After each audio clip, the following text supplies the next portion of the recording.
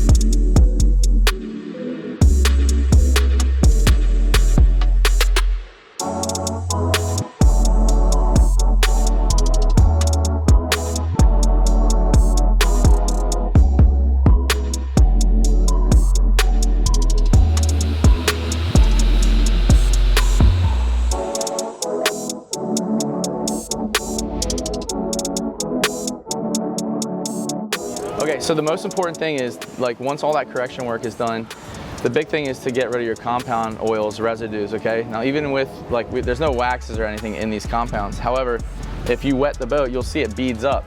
And even with, like, Dawn detergent, it does not take it off. So you have to do this two-step process. So this Zero product is actually a blend of different alcohols, and it's effective at removing that. And we're looking for sheeting water. So when I was mentioning that earlier, like, as they're going and they're rinsing, they're visually watching the whole time if they broke the surface. They want to see sheeting water. If they don't, they'll continue to clean it. So what you really want to see is that. See how it just wets the surface and hangs? You need to see that. And an example of, you know, you see it basically the exact opposite of having a ceramic coat, which creates like a seal. Correct. So instead of getting that beading, you're basically removing anything that could be on there. Is what you're telling me? Yeah, because in the pores, this is so important with nano coatings or any type of glass, industrial coatings, doesn't matter. Their anchoring is going to be in the pores of this material. So whether it's cushions or acrylic or the rubber rub rail, or it doesn't matter what it is, gel coats or paints. The big thing is that you want to get a clean anchor, and also that's big for durability too. So it's not just getting it to stick, but it's for the long term. Now, the other thing is you don't want to seal anything in. Gel coat you can polish, so you can take a wheel and polish this off, but once you do wet coating, which is where we leave the product on and it actually cures just like the way we leave it, it stays looking like that. So we do non-skid like that, we do powder coating, we do aluminum towers that way, we do the hatches that way, anything, because you have a way thicker layer. So when we do that, you own it for a long time. So if you had a handprint on the non-skid, you left it there and just coated over it, I have no answer for you to take that off. Really? There's some very strong acids, but they're not even proven because they've never been used on ours, and many of the coatings out there, they've never been used effectively. So this is what prep is all about. So what I'm gauging from this, and again, I'm learning, never done a ceramic coat, we've never been around for one, but it seems like the prep is almost as important or more important than the actual application of the product, because you need a perfect canvas to be able to apply that ceramic coating. If not, you're stuck with that handprint for God knows how long. Perfect is absolutely necessary on all those wet coating areas. Most of the people that are in the industry still are learning that you can do that even. So they're still not accessing the full power of these coatings. So, and some of them, you know, I won't mention the brands, but if you just take some of the ones that you see at the boat shows, they're still kind of figuring out their way.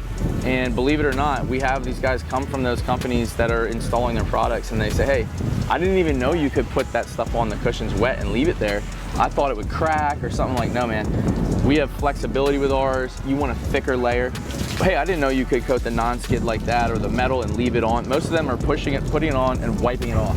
So as soon as you do that, you lose 80%. So are you ceramic coating the boat? Yes. Are you doing it at that level that you could? No. So our process of cleaning every inch, and I hope everybody's like that, is the most important. Coating, you know, it just make sure you get it on there properly, and they have to execute that as well. The stuff we work with, you can't go backwards, even in 30 minutes, you can't go backwards and remove it. Oh, really? Without, yeah, so like if I did the non-skid 30 minutes later, I can't take it off. So that's how important it is to get it right. And hey, listen, even the guys, dude, they gotta be careful with how they walk around the boat with their hands having it on it. You know, they're grabbing a bar and trying to... I see all these guys have gloves on. So they're gloves the whole way through, but they also have to be mindful of the residue, like as they wipe it with a towel, where they set the towel. So that's where you start to see, like within the process, we put sheets down on the floor. These guys are always mindful by putting their thing in a work cup, basically, so that nothing spills. You really have to be on top of it. It's nothing like a wax. So all this work is kind of tedious, but the other thing is when you clean something and polish it this much, it already becomes a different beast. Like it's already a different piece of equipment. And that's where I think, like, that's why I've stayed in this so long, because customers really love that. They're like, man, this is like, you know how like you wash the car and it feels better to drive? Oh yeah, of course. when you have the machine coated and you're like out in the salt and you see everything beating up, there is a mental, you know, enjoyment going on. You're like, wow, this is all protected. I love it. Yeah. But the next thing is going to be the aftercare. When you guys get out there, when you guys are out there coming in, you're like, he gave me all these towels, let's do this. That's when you're going to be making your own videos like, man, this is awesome. Yeah. Yeah, you won't even need me to tell you that.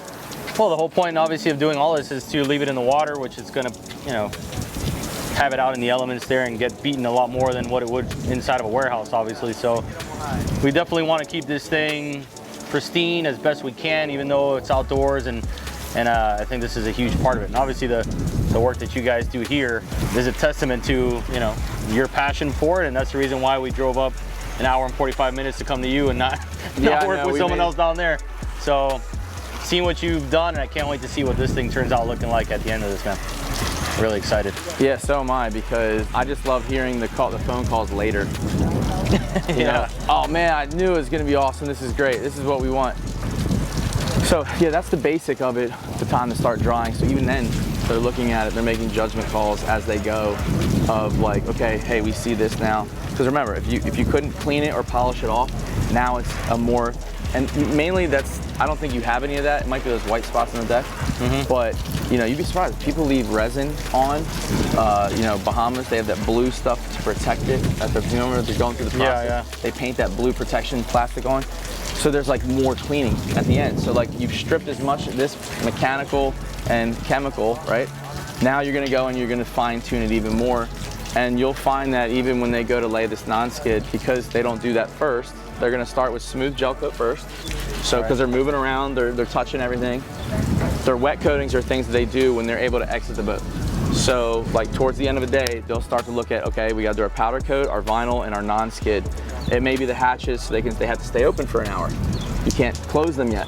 So those are gonna be the things that we time, basically, so they can get through all this in a day. And that's probably gonna happen, most of it tomorrow. Today, I think we're gonna get through like smooth gel coat. We're gonna get this off the trailer and probably get the bottom prep, so that's ready. Because we wanna get all the bottom prep done before Mr. Wrap Man comes in, right? Jordan? Yep, Jordan. And he's Garb, right? No, Wrap's on right. Wrap's on right, okay. Ryan is Glarb Design, It's which Glarb. did the design along with me to create the whole thing, and then Jordan. Oh, Glarb's design. Yeah, Glarb and design. Jordan. Yeah, designed it with me. Wraps on right is the Wraps install. on right, printed it, and he's the one that perfects it. Does an amazing installation. Okay.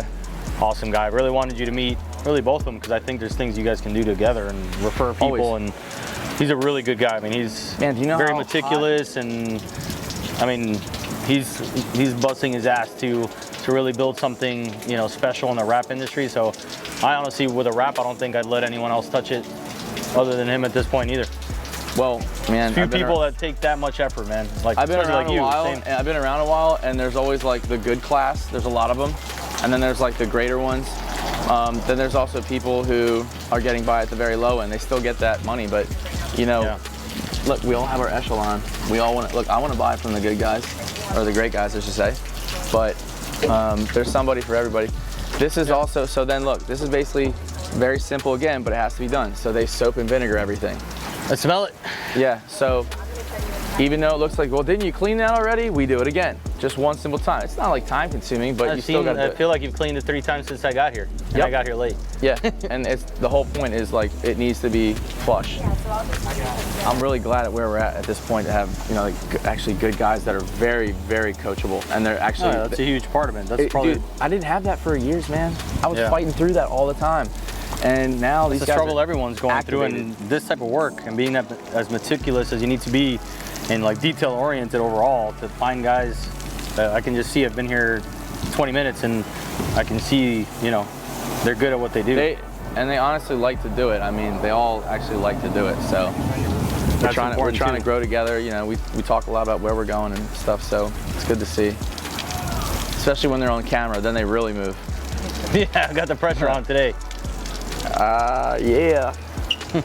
Let me show you something over here. So we have. Let me show you something. Let me show you something. All right, I don't know what happened here, but that'll go.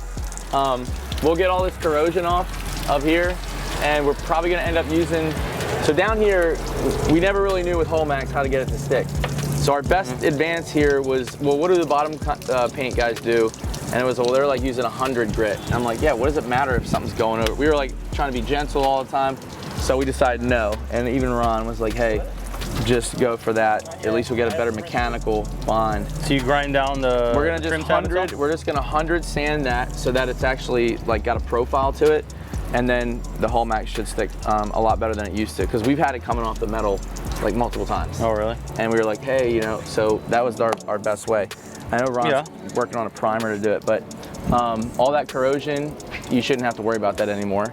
And in that happened quick. I mean, the boat was in the water for like a week and a couple of days. It's quick. That's all it was. It's been on the trailer otherwise, or single day trips. Does this hang in the water at all? No, I have a picture I sent Charlene where the water line, I believe, was like right at this. Okay. Or no, I think it was beneath this, where I felt like going up to this was, I'll show you it just so you can make the decision on how high to go. And then what about we took the wrap off because it was like right underneath the, I have pictures of the boat in every angle so we can look at it to see where, you know. Did you ever visually see about where it stands in here? I don't remember off the top of my hand, but I feel like it was almost like where the best part is we could come up to here and it wouldn't even matter because it's clear. Yeah. It doesn't even I mean, now, it'll on be the hull side itself, I'd rather not go like ridiculously high, but here we can go as high as we want. That doesn't affect anything.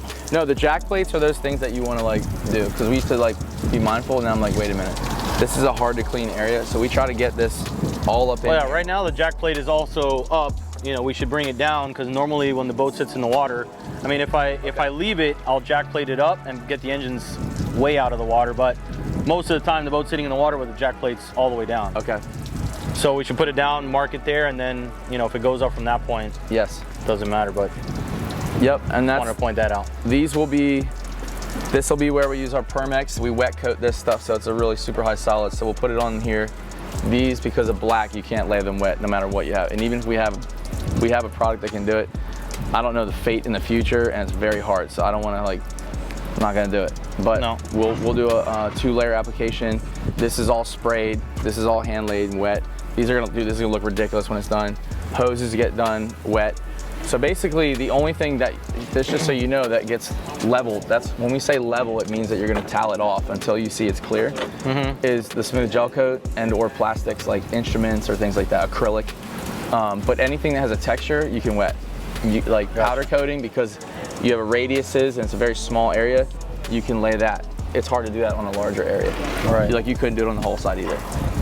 That's pretty good, man. I think you got a good demonstration, a dissertation, I like to call it. Yeah. Well, that's the thing. Hopefully people watch this video and actually learn something. And obviously this would be the man to speak with, which he's been nice enough to even lend information, even spoken about opening up an academy to teach people to do this stuff properly, which is, there's a huge lack in it, especially ceramic coating.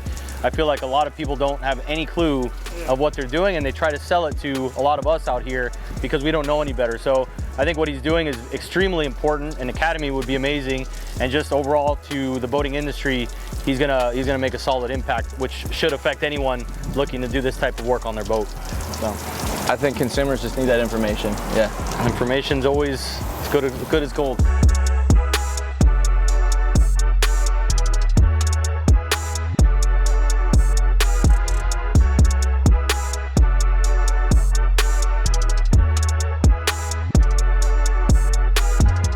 Everything looks great. Jimmy, on to the next one.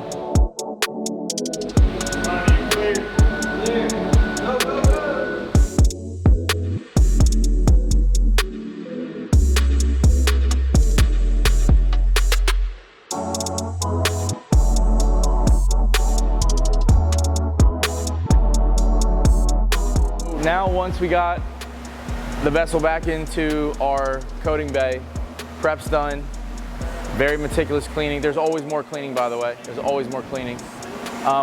We have the guys getting started, and we basically break this down into sections we call zones.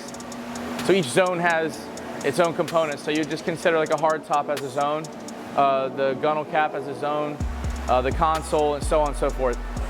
Hatches, engine, components around the engine, brackets, whatnot, those are all considered zones, the non-skids one. So we do that to try to keep consistency. If you just let everybody turn loose, and again, if you're doing this every day professionally, if you let everybody just go after stuff, you will have missed spots all the time, and you also never remember. Nobody actually remembers what they did, by the way. When you're in the middle of an 80-hour, 100-hour project, nobody remembers.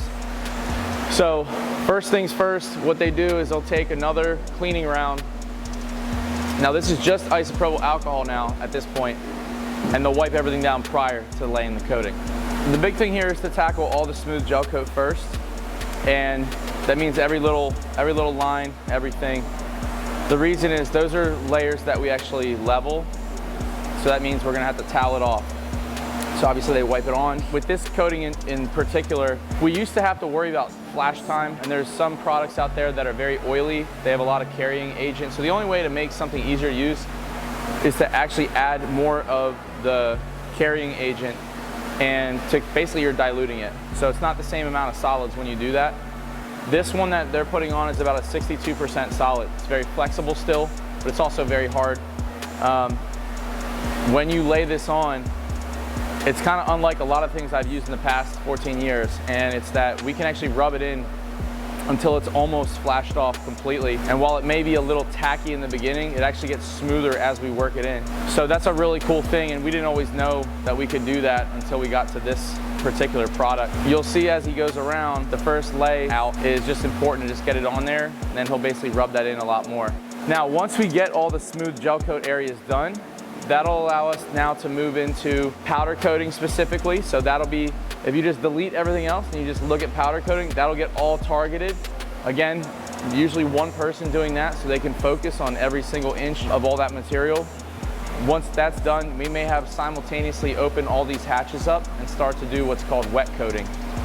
And wet coating actually is where we can make a super durable layer because you're leaving that product in there. Now the other product we use is about a 70% solid, so it's a lot more durable. So if you think about everything that gets dumped in the hatches and all the tools and the gear and you name it, all the abrasion, so it's a bit higher solids, but also that one in particular is more cost effective. So again, we run a business, so the amount of product that goes into a hatch is quite a bit, especially when they're deep. You know, you think about 41-foot boats, there's a lot of space to cover inside of hatches. So those are all areas that will basically wet coat.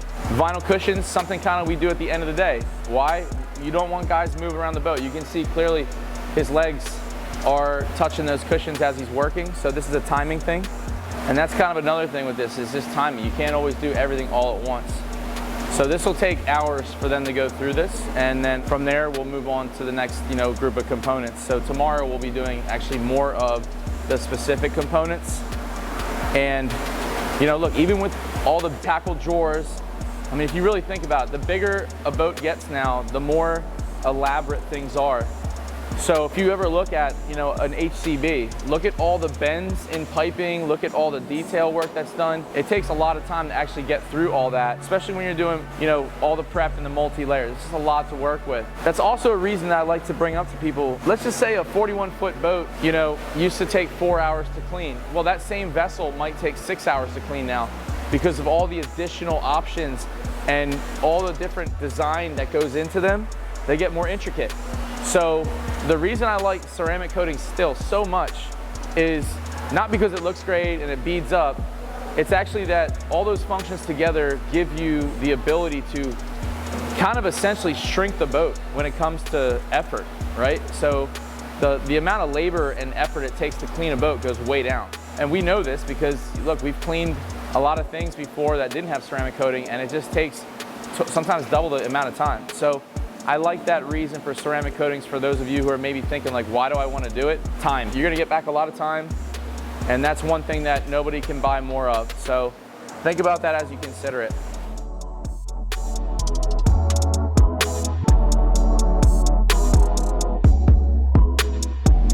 Okay, so this wraps it up for day number 1 on the CCO 264 Costa. And we're going to be basically getting in here tomorrow with the vinyl wrap in mind and finishing out coating. But where did we leave off today? Well, it was a good day. We crushed it on the prep. We also got into the coating today, so all the smooth gel coat is done now. We also have our non-skid and cushions and metals prepped, so that's gonna be ready for tomorrow. And the big thing here is just to keep going on with the details, small things, fine tuning before we do all these treatments. Tomorrow, with Wraps on Right, Jordan's gonna be here putting on the new style wrap. We will go over that with our Hallmax, so we'll be joined by those guys. And basically stay tuned because this is gonna be a really cool process. Hope you guys are learning a lot, and we'll see you tomorrow.